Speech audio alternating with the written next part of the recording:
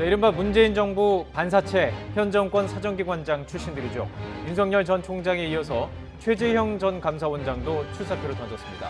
하루가 다르게 대선 지형이 바뀌고 있습니다. 잠시 뒤 나이트 포커스에서 전국 현안 다뤄보겠습니다. 네, 코로나19 신규 확진자가 전국 곳곳에서 쏟아지면서 이틀 연속 1,600명대를 기록했습니다. 특히 비수도권 확진자가 30%에 근접했습니다. 먼저 강희경 기자의 보도입니다. 코로나19 신규 확진자가 연일 4자릿수를 기록하고 있습니다. 최다 확진자가 나온 바로 이튿날도 1,600명대 신규 확진자가 나왔습니다. 신규 확진자 1,600명 가운데 국내 발생은 1,500여 명으로 수도권에서만 1,098명이 확진 판정을 받았습니다. 문제는 비수도권의 확산세가 심상치 않다는 점입니다. 비수도권의 지역 발생 확진자는 지난해 1차 대유행 이후 처음으로 400명대를 기록했고 전체에서 차지하는 비중도 30%에 육박합니다. 지난 10일 지역 발생 확진자 대비 비수도권 확진자가 22%를 기록했던 것과 비교해 큰 폭으로 상승한 수치입니다. 4차 대유행이 전국화하는 양상을 보이고 있는 겁니다.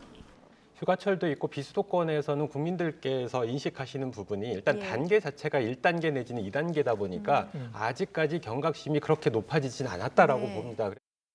현재 세종과 전북 등 일부 지역을 제외하고는 비수도권 지역에서 사회적 거리두기 2단계가 적용되고 있습니다.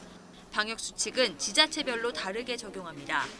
다만 비수도권 확산세를 우려해 일각에서 전국적으로 사회적 거리두기를 더 강화해야 한다는 목소리가 나오는 데 대해 정부는 바람직하지 않은 조치라고 일단 선을 그었습니다. 지역별 유행 상황이 서로 다른 상황에서 같은 수준의 방역 조치를 취하는 것 자체가 형평성에 어긋난다고 강조했습니다.